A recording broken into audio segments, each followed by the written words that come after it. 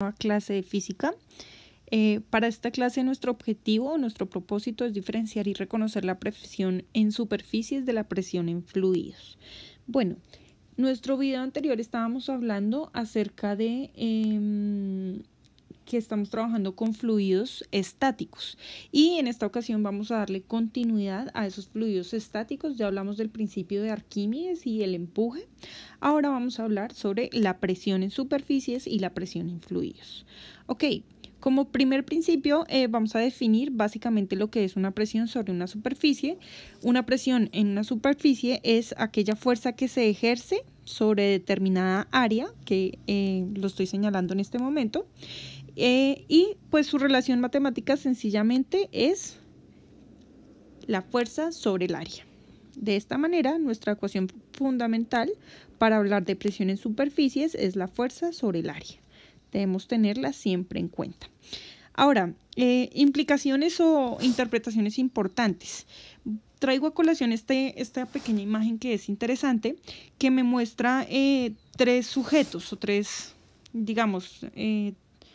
sujetos, un elefante, una mujer en tacones y una persona con unos zapatos normales. La pregunta es, ¿en cuál de ellos se ejerce mayor presión en sus zapatos? Si en el caso número 1, en el caso número 2 o en el caso número 3. Aquí debemos tener en cuenta, para poder juzgar cómo es la presión, debemos tener en cuenta que la ecuación es muy clara en la relación que nos brinda. La presión es una relación entre la fuerza y el área. ¿Esto qué indica? Que la presión es directamente proporcional a la fuerza, es decir, que si entre mayor es la fuerza, mayor es la presión que se ejerce sobre la superficie.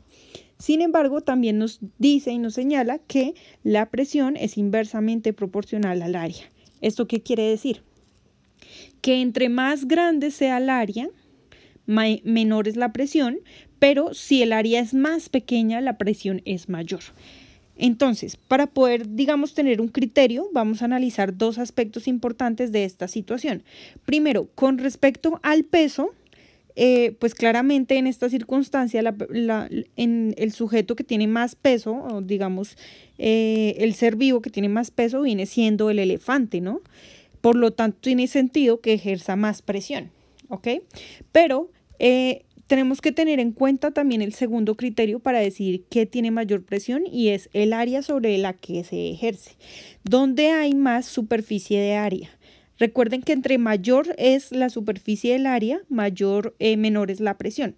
O bueno, la pregunta debiera ser ¿dónde hay menor superficie? Para poder identificar dónde hay mayor presión. Si nosotros nos fijamos, las huellas de un elefante vendrían siendo de este estilo. Por su parte, las huellas del tacón vienen siendo de este estilo. Y finalmente, las huellas de un zapato de un caballero o de un hombre vendrían siendo de este estilo, ¿cierto? ¿Eso qué quiere decir? Que de esas tres yo debo seleccionar la que menor área tenga, y si tiene la menor área quiere decir que tiene la mayor cantidad de presión que se ejerce en ese sistema. Fíjense esta característica importante. El área. Eso quiere decir que de esas tres situaciones que yo estoy señalando, la que tiene menor área viene siendo la situación número 2.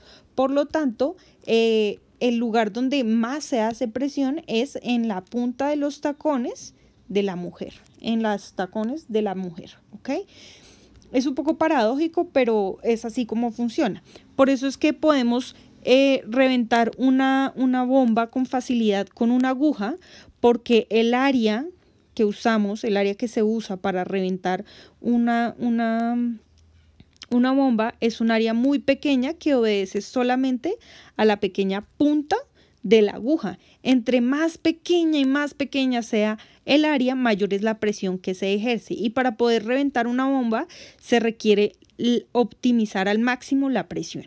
¿Listo? Esto es básicamente la presión en superficies. La presión en fluidos consiste en un principio que se desprende de este principio fundamental que acabamos de ver, y lo voy a ampliar a continuación. Aquí tengo un fluido, y de ese fluido voy a tomar una muestra de ese fluido, que yo quise que fuera en forma cilíndrica, como lo podemos ver ahí. Es esto que se escribe ahí, ¿ok? Ese pequeño cilindro es una muestra de agua que yo tengo ahí. Solamente es una muestra de agua. ¿Qué va a suceder o cuál es mi propósito de estudiar aquí? Mi propósito es estudiar el área, la presión que se ejerce en diferentes áreas de ese cilindro, tanto aquí, como más arriba. Por ahora voy a comparar estos dos puntos al interior del fluido. El punto de arriba le vamos a llamar el punto 2, ¿cierto? Este punto donde voy a estudiar aquí se llama punto 2 y el punto de abajo le voy a llamar punto número 1. Si nosotros nos fijamos, vamos a estudiar primero esta primera superficie que está acá. Si nos fijamos bien en esto, vamos a tener en cuenta este mismo principio de presión que acabé de señalar. ¿Cómo sería la presión? Sería el producto de la fuerza sobre la superficie, que es esta que estamos mostrando, S, ¿cierto? ¿Y quién ejerce la fuerza en este caso? La fuerza la ejerce el mismo peso del fluido, es decir, toda esta columna de agua que estoy señalando. Esa vendría siendo la fuerza que se ejerce sobre esa sección de superficie. ¿Listo? Ahí tengo una primera característica importante. Sin embargo, cuando yo voy a medir la presión en el punto número 2, hay una cosa que va a cambiar. Conceptualmente no cambia. Lo que va a cambiar es una proporción de volumen, ¿cierto? Porque la fuerza que actúa ahora sobre esta superficie, sobre esa nueva superficie, ya no es la misma que actúa sobre esta. ¿Por qué no es la misma? Porque no estamos hablando de la misma columna de agua. Es decir, aquí en el caso número 1, la columna de agua es todo esto, pero por su parte, en el punto 2, la columna de agua ya se reduce mucho más, que es solamente esa sección que estoy señalando. Eso quiere decir que la presión que tiene que soportar es menor que la del punto 1. Eso, ¿cómo concluyo ahí? Quiere decir que la presión en el punto 1 va a ser mayor en el punto 2. Y esto se cumple absolutamente para todos los fluidos, para todos los líquidos. Exactamente lo mismo se va a cumplir en todos los líquidos. Ahora, ¿qué quiere decir eso? ¿Y a qué conclusión empíricamente yo puedo llegar si entiendo que esto va a suceder?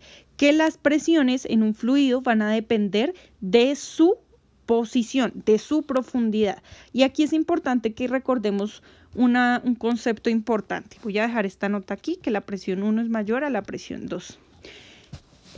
Vamos a recordar una cuestión importante. En cuanto a los sistemas de referencia, nosotros antes hablábamos de que los sistemas de referencia se hacían con respecto al piso y las alturas se medían de ahí para arriba, ¿cierto? Ahora resulta que nosotros ya no hablamos aquí de una altura. Esta H no es propiamente para señalar una altura, sino para señalar un concepto nuevo que se llama profundidad. La profundidad, a diferencia de la altura, se mide desde la base de un fluido para abajo. Esa la vamos a llamar de ahora en adelante profundidad. Eso es lo que se debe entender en este nuevo principio de presiones. Ahora, debemos tener en cuenta, en ese orden de ideas que estoy explicando, que la presión de un fluido va a cambiar, la presión al interior de un fluido va a cambiar en la medida que más profundo se encuentre el objeto. Es decir, si nosotros ponemos 3 puntos de comparación, punto A, punto B y punto C en el fluido, el punto A es donde se ejerce mayor presión y el punto C es donde se ejerce menor presión por el fluido. ¿Ok? Eso quiere decir que entre más profundo es, mayor presión hay. Por lo tanto, de ahí se sigue que la presión en un fluido, que se llama presión hidrostática, la voy a poner así, se escriba y se relacione con la densidad del fluido por la gravedad por una profundidad. Esa profundidad, recordemos, es supremamente importante recordar que se mide desde la superficie del agua hacia abajo. ¿Ok? Listo. Esto es a lo que se le llama presión hidrostática y la voy a dejar aquí señalada porque también la vamos a continuar usando. Esto se llama presión hidrostática. Esa presión hidrostática se debe a la presión generada por un fluido. Ok, listo. Esta es una ecuación fundamental que yo voy a usar en este tema. Ahora, Continuando con esto, también aparece otra presión importante en este sistema, porque, a ver, en esta superficie no solamente se está soportando el peso de esta columna de agua, sino además se está soportando el peso de la columna de aire. Pareciera que no tiene sentido hablar de que el aire tenga su peso porque pues nosotros estamos habituados a ignorar una condición tan normal. Pero de hecho, la presión atmosférica es biológicamente algo muy importante porque esa presión atmosférica es lo que hace que nosotros conozcamos el agua en su estado líquido. ¿A qué me refiero? Que si esa presión atmosférica, esa columna de agua, esa columna de aire, perdón, que se encuentra encima de los fluidos, no existiera y no ejerciera presión sobre el fluido, el agua sencillamente no la conoceríamos en un estado líquido, sino la conoceríamos en un estado que es estado de vapor o un estado gaseoso, ¿cierto? Por eso es supremamente importante nuestra atmósfera, porque mantiene los líquidos siendo líquidos. Si no fuera de esa manera, el agua no existiría como materia líquida y luego entonces no existirían formas de vida porque se evapora constantemente el agua. Eso es supremamente entenderlo. La presión atmosférica en el sistema terrestre es supremamente clave para conservar el estado del agua que mantiene a su vez el estado de vida de la naturaleza. ¿Listo? Ahora, continuando con esta idea, debemos tener también en cuenta esa presión atmosférica para poder calcular la presión total en el agua. Cuando nosotros deseamos calcular, digamos, la presión total en el punto 1, pues sencillamente lo que debemos hacer es sumar la presión hidrostática, sumarle la presión atmosférica. Eso es todo lo que debemos hacer. La presión total, esa que yo voy a escribir la presión en el punto 1, sería la presión hidrostática, es decir, la densidad del fluido, la gravedad por su profundidad más la presión atmosférica. La presión atmosférica estándar con la que nosotros vamos a trabajar de ahora en adelante va a ser 1,01 por 10 a la 3 pascales. Esa es la presión estándar con la que vamos a trabajar. Las unidades de presión se miden en pascales. ¿Listo? Entonces, debemos tener en conclusión diferencia entre la presión en una superficie y la presión en un fluido. La presión en un fluido, en una superficie, depende de la fuerza y del área, como estamos señalando en el primer caso. Pero la presión en fluidos ya no depende tanto del área, sino va a depender de la profundidad. Y aquí voy a señalar 3 tipos de presión. La presión hidrostática, que fue esta que acabamos de explorar. La presión atmosférica, que es la que vamos a manejar y es la que se maneja estándar para los ejercicios que vamos a ampliar más adelante. Y por último, una presión total que se ejerce en un fluido, que es esta que vamos a manejar acá. Y esa depende de la presión atmosférica y la presión hidrostática. Listo, muchachos, eso es todo. En clase vamos a ampliar un poco más el tema. Les dejo unas sugerencias y algunos videos o películas para que ustedes lo puedan ver y puedan visualizar cómo funciona de una manera muy interesante lo que tiene que ver con presión en fluidos sobre todo. También hay una actividad que van a hacer de manera experimental, la vamos a hacer en vivo, por lo tanto les recomiendo y les recuerdo tener sus materiales en casa listos y su cámara activada para que podamos compartir los resultados de estos pequeños experimentos que vamos a hacer. Los dejo con esto por ahora, muchachos. Nos vemos en nuestra próxima clase en vivo. Chao, chao, muchachos.